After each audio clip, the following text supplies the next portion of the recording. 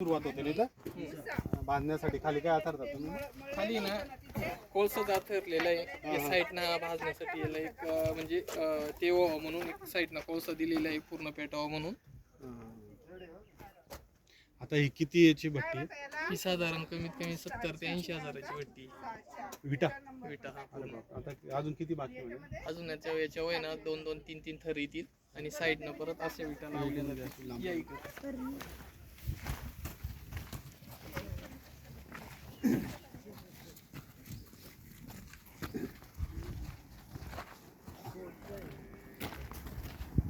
या पोस्टने असे विटा लावल्या जातील. चालू झालं.